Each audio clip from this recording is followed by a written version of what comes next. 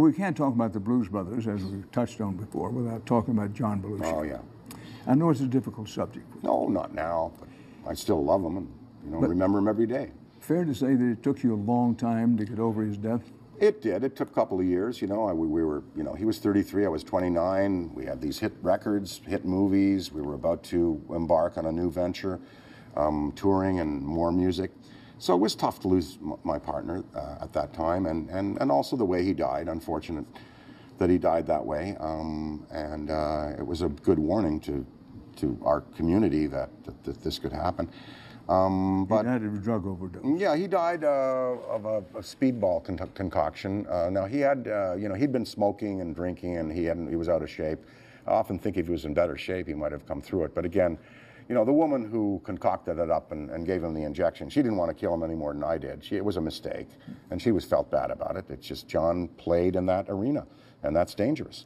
But he was a wonderful literate man. He knew all about theater, and he read books and plays, and he counted among his friends Lauren Bacall and Judge Jim Garrison. And I often think today that if he was alive, he would be probably a director on Broadway, directing plays and working with the greatest people in theater. I think that's where he would have been headed, yeah.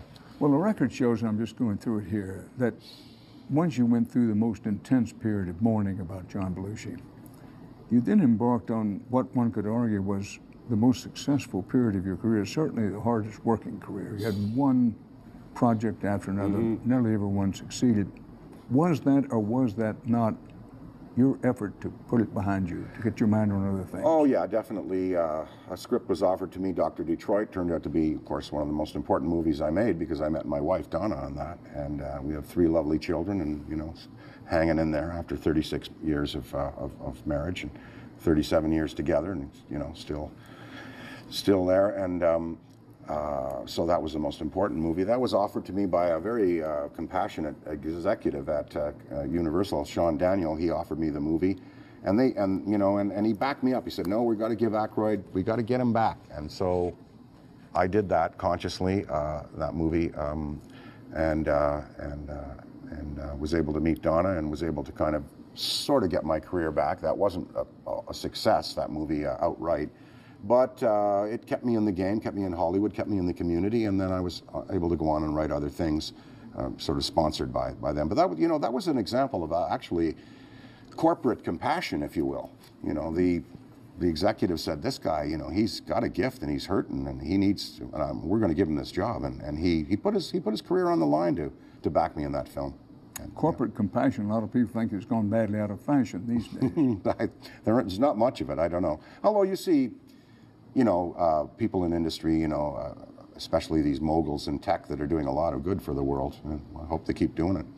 When the Blues Brothers were hot, really becoming a worldwide phenomenon, there was some criticism along the lines, I'm paraphrasing here, well, here are 2 white guys who are taking basically black music and black moves and making a fortune out of it. Well, I have 2 words to say. Eric Clapton. Eric Clapton. Yeah. If Eric Clapton can do it and come off and revere the music and pay tribute to the music and make it successful, I think it's okay for us to step in there. I don't think it's a valid point. The blues is for everyone. There's so many great blues artists who aren't African American, but fair enough for people to protect the culture against cultural appropriation. But see, we did it in such a spirit of reverence and love for those performers. And the other thing we did was, Atlantic Records said, well, you're doing all these cover songs, just offer the writers a percentage. You can get these, you can own all these songs yourself. Just give them 10 grand. We didn't. All the people that wrote songs for us, we said, no, we're gonna keep mechanical royalties only, that is, performance royalties only. The original songwriters, they keep their royalties. We ain't making no special deal. Eddie Floyd gets his money. Donnie Walsh gets his money. All the people who wrote the songs in the show, all of them got their full publishing because we loved these artists. We loved and respected them. Yeah, and we weren't going to do wrong by them. Dan, what's the worst thing that's happened to you in your life, and what'd you learn from it? The worst? The worst thing that's happened to you in your life, and what'd you learn from it? Well, I suppose John's death, and I learned that when friends reach out to you, you better get back to them quick, because I missed a phone call from John. He left a message on my answering machine, and I was at a period where I really didn't want to talk to him because he was being so uncompliant with what his wife wanted and with what we wanted. And so I let a day go by, and that day may have cost him his life. And I let a day go by before responding, and it was too late. By the time I'd heard the message, he was gone. So that, when your friends reach out to you, get back to them pretty quick. I think that's the lesson right there. And I live with that all the time. Now, maybe it might have not occurred, but I missed that phone call. I heard his message and didn't call him back, and then the next day it was too late. I want to go back to Saturday Night Live. You helped to make Saturday Night Live. What do you think is the key to its survival? Let's face it, it's been on television and been very successful for a very long time.